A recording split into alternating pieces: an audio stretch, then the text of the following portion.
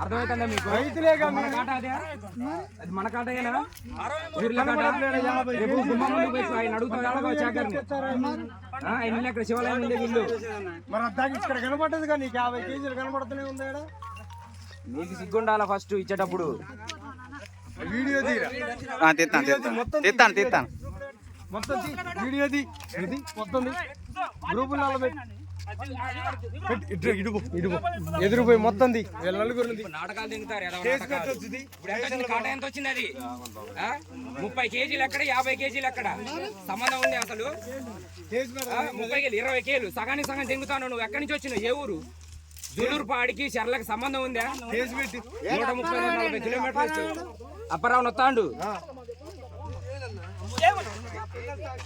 అసలు సంబంధం లేదు. రైతులు ఇక్కడ మొట్ట గురించి పోతారా?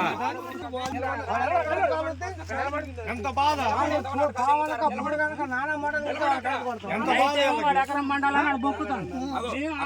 కాటా కూడా 30 కేజీలు వచ్చింది ఆట. మన కాట మీద 50 కేజీలు వస్తుంది. 20 కేజీలు మోసం, 20 కేజీలు తేడా.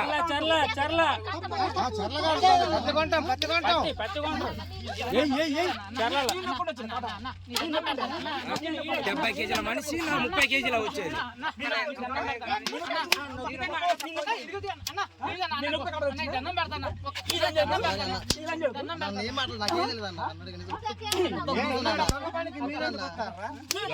తెలిసి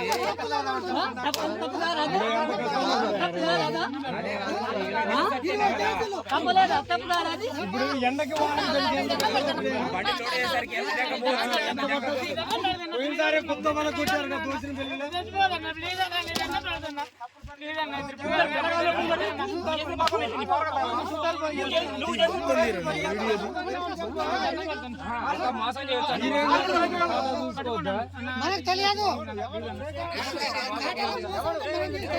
ఇప్పుడు తెలిసిపోయింది 50 కేజీలు వచ్చింది.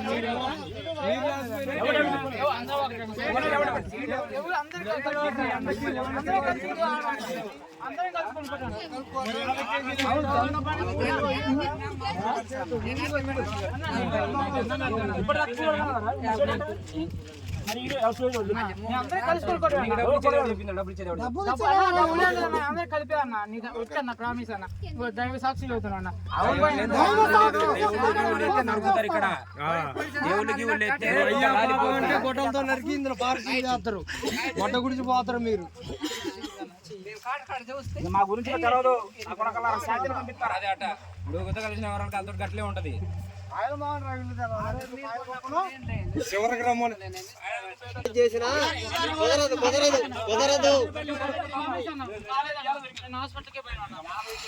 పండ్లు ఎవరు చెప్తాయని చూసిన అంటారా? 1 కేజీ కాదు 2 కేజీలు కాదు. అది 1 కేజీ 1/2 కేజీ అన్న ఒక లెక్క ఉంటది కదా. 1/2 కేజీ కూడా